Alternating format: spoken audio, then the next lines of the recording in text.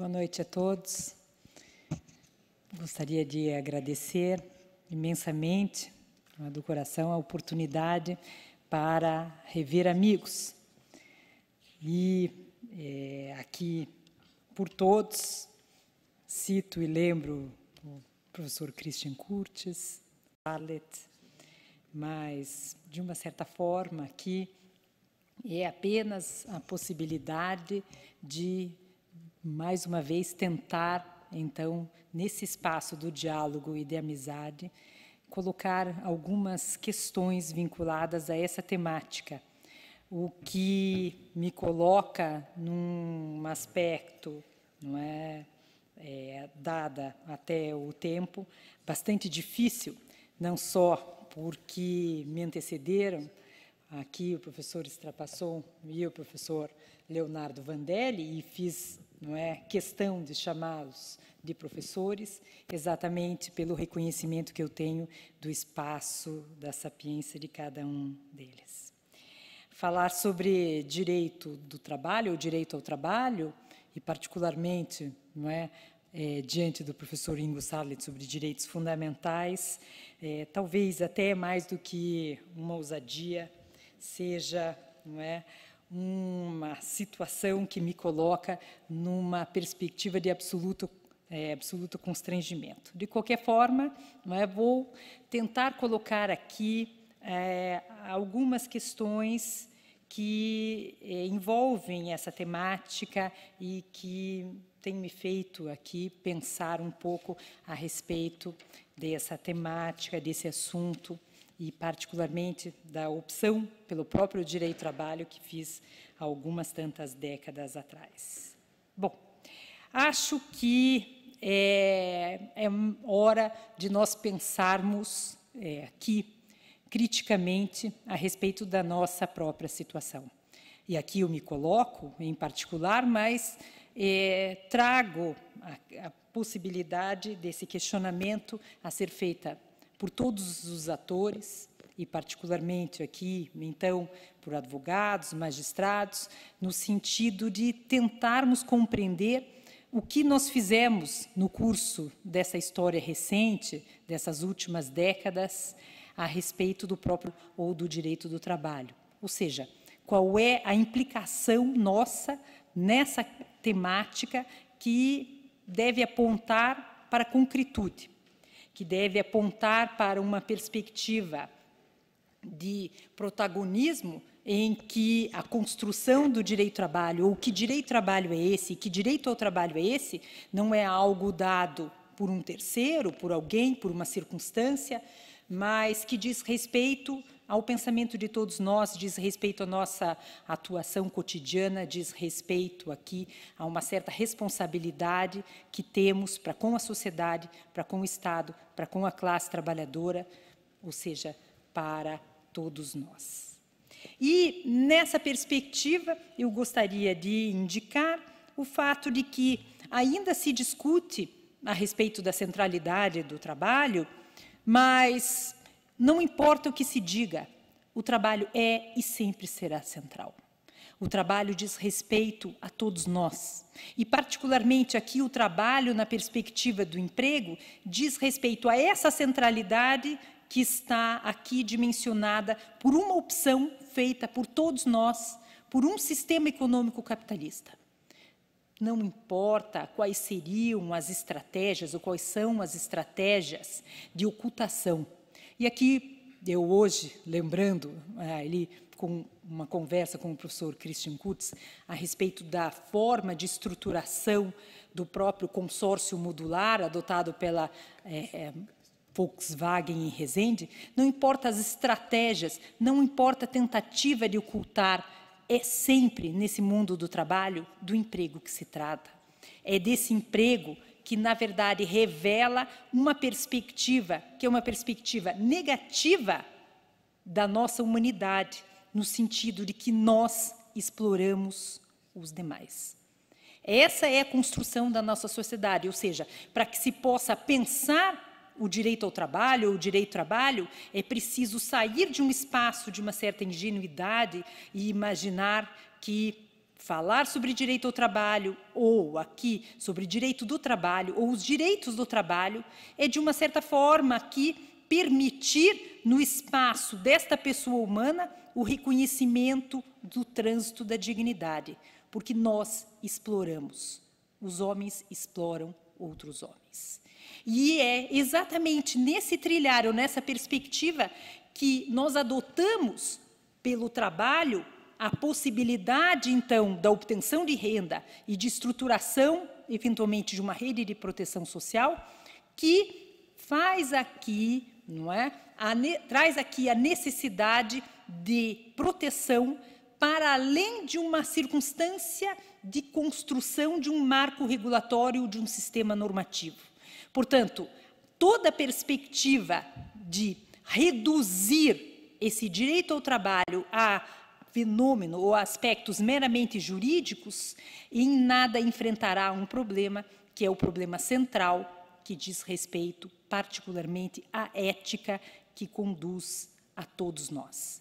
Cada vez mais, o que nós percebemos é uma transformação, não pela crise, mas talvez, não é, pelo esfacelamento de critérios aqui dados no âmbito da sociedade, de uma certa vergonha social, em que nós podemos aqui encontrar essa oportunidade para revelar o que tem de pior em cada um de nós, que essa sociedade se torna cada vez mais uma sociedade incivilizada. Ou seja, cada vez mais estamos próximos da barbárie, cada vez mais temos uma estrutura normativa que busca albergar e ampliar direitos. Mas o cotidiano é um cotidiano de discriminação, é um cotidiano de assédio, é um cotidiano de exploração, é um cotidiano de absoluta ineficácia de toda a rede de normatização. É uma situação que enfrenta uma relação de poder inserida no mundo do trabalho de absoluto arbítrio. Portanto, aqui não há crise.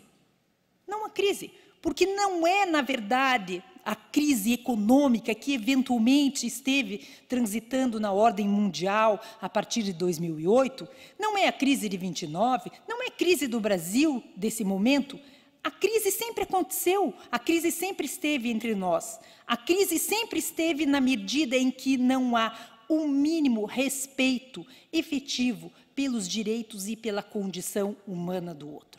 Porque nós exploramos, e aqui, nessa racionalidade de máxima eficiência, quanto mais explorarmos e mais ganharmos numa perspectiva absolutamente egoísta, de um resultado favorável no âmbito, particularmente do capital, no que se refere à lucratividade, tanto melhor. Afinal, morreu, que bom que não fui eu. Nessa ordem, nessa trajetória, portanto, eu acho que é preciso repensar algumas questões que, de uma certa forma, estão sedimentadas e que, na sua aparência, se colocavam como espaços intocáveis na construção teórica e doutrinária que envolve o próprio trabalho. Por exemplo, não há quem ouse dizer que o trabalho seja mercadoria. Mas todos nós sabemos que, economicamente, trabalho é mercadoria. A questão não está na identificação trabalho-mercadoria. Isso é um mecanismo de ocultação, é um mecanismo de mascaramento, porque a questão toda está no fato de que nós não podemos tratar a pessoa humana como mercadoria. E, assim, é preciso distinguir exatamente o trabalho como força de trabalho, que vai circular neste mercado, que vai circular e que, portanto, vai significar aqui compra e venda da pessoa que ali está envolvida. Enquanto nós não estabelecermos a necessidade de identificar esses dois espaços, supostamente, sob a ótica da proteção do trabalho, nós já estaríamos aqui resguardando a condição de vulnerabilidade das pessoas. Mas não é. E tanto não é que, ainda recentemente, uma série de decisões que envolvem aqui a questão da pessoa humana, tem levado à possibilidade, desculpe, do trabalho aqui estar à disposição do capital para a revelação da máxima expressão do seu poder, e de um poder absolutamente despótico. É um poder cuja relação não permitiu e não permeou espaços mínimos de democracia. É uma situação de trabalho inserida de uma sociedade em um Estado que ainda não se fez presente como uma república. É, portanto, no trânsito do mais absoluto egoísmo que esse poder se instala, e ele se instala exatamente como déspota. É através dessa perspectiva de uma suposta purificação do trabalho, não é que não se reconheça o trabalho como um mal, como bem indicou ainda há pouco o Leonardo Vandelli. Não é que não se reconheça essa bipolaridade, é que a opção da construção nessa nossa sociedade fez com que o trabalho fosse aqui destinado como alternativa primeira e principal para a obtenção de renda. Acontece que, em determinadas situações, isto não é possível. Portanto, esse sujeito que está absolutamente excluído, ou aquele que sequer é incluível, estaria dentro desse aspecto aqui forjado a se tornar um absoluto pária da sociedade. Mas não é assim, porque a obtenção de renda fora dos espaços exclusivos do trabalho, fora dos espaços exclusivos do emprego, diz respeito a essa perspectiva de solidariedade, muito bem pontuada aqui pelo Strapasson, no sentido de que é preciso compreender outras dinâmicas nessa sociedade, nas relações que são travadas, particularmente aqui, por políticas públicas do próprio Estado. Esse trabalho, ou esse direito ao trabalho, quer seja um bem, quer seja um mal, esse trabalho é o resultado de uma sublimação. Essa sublimação é não só no aspecto químico, uma passagem de um estado sólido para um estado gasoso, ou a purificação de uma substância volátil por meio de um calor, mas, sobretudo, num termo adotado e construído, em termos de sentido, por Freud, uma sublimação, o que possibilita a todos nós, seres humanos, através desse mecanismo de defesa do eu, que é um mecanismo altamente positivo para a sociedade, um bem social que é o trânsito das nossas pulsões direcionadas na busca de uma satisfação por algo que é aceito. Portanto, o trabalho, ele tem esse significado para essa pessoa, ou seja, está para além ou fora de uma expressão meramente econômica, no sentido de reconhecer essa mercadoria, força de trabalho, essa perspectiva, que não é uma perspectiva somente de necessidade na ordem econômica, ou seja, na possibilidade de garantia e de satisfação de aspectos relacionados ainda a uma estrutura capitalista, portanto, renda, consumo, mas de uma necessidade íncita a cada um de nós na perspectiva, não somente nessa sociedade dimensionada pela meritocracia, de reconhecimento, de liberdade, de dignidade, nos marcos de uma certa regulação. Portanto, não é aqui esse espaço apenas da identificação de um conjunto normativo da quantidade de direitos e quais direitos nós temos. Não é somente numa perspectiva de que, bom, precisamos reconhecer que o trabalho ele tem uma dimensão social e ele, além disso, ainda tem uma dimensão jurídica que deve aqui ser identificada nesse espaço dessa rede de proteção social. É que o direito ao trabalho diz respeito à possibilidade ou a condição de possibilidade de cada um de nós, nessa estrutura desta sociedade, nas relações com os demais, de precisarmos e de identificarmos aquilo que diz respeito à construção da nossa subjetividade. Isso é trabalho. E, portanto, sempre haverá trabalho. E o trabalho sempre estará na centralidade, porque o trabalho não é somente, não se restringe a esse aspecto meramente econômico, no sentido de ser traduzido por essa força de trabalho, assegurar aqui a possibilidade da extração de mais-valia ou, eventualmente, se colocar nas marcas da produção de determinados bens ou na realização de determinados serviços. Esse trabalho diz respeito à nossa condição, à condição humana, à condição de cada um de nós. Porém, em relação a isso, não há o que o direito possa fazer. O direito, na verdade, ao estabelecer esses marcos normativos, ele se restringe a outro aspecto, que é o aspecto exatamente dessa circulação, que é o aspecto que vai dimensionar na expressão dessa dignidade da pessoa humana o ponto de partida e não um ponto de chegada. Portanto, aqui eu não tenho nenhuma dúvida que se nós formos eventualmente reconstruir toda a doutrina trabalhista hoje, se nós fôssemos repensar toda a principiologia, se nós fôssemos identificar hoje qual seria o princípio reitor, começando do zero, a questão da dignidade da pessoa humana seria o elemento fundante e talvez não necessariamente e somente a proteção. Porque é óbvio que falar em dignidade, em alguma medida, é falar em proteção. Mas não é só proteção, é particularmente aqui a expressão dessa dignidade.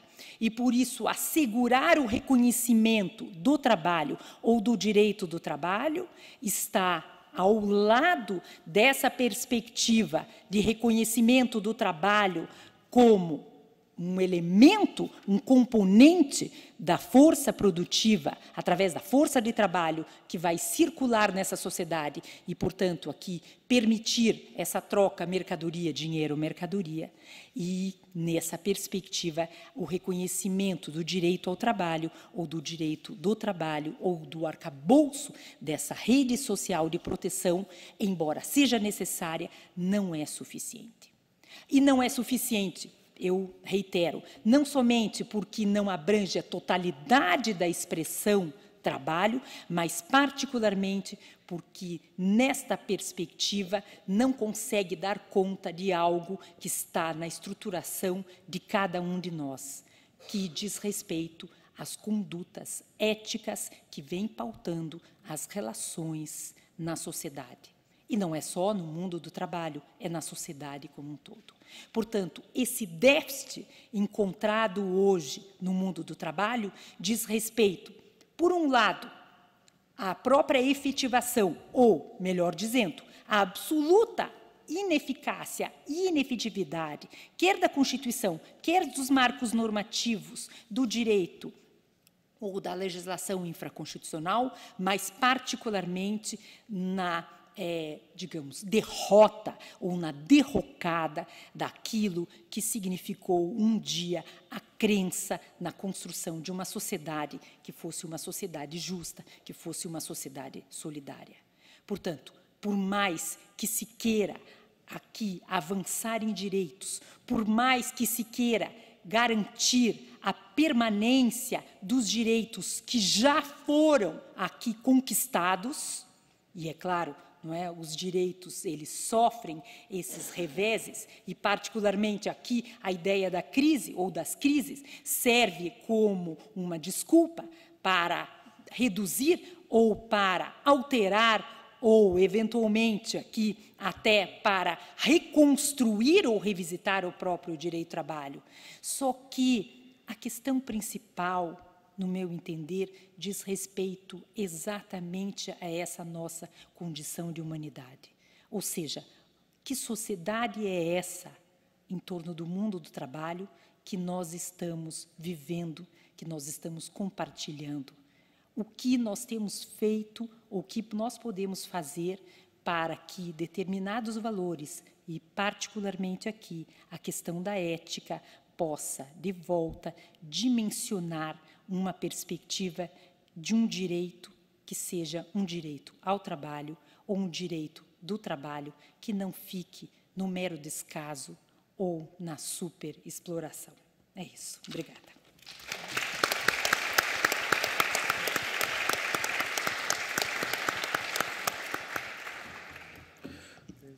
Parabéns, professores, pelas brilhantes exposições. E passamos agora para as perguntas. Alguém tem perguntas? Professor Christian.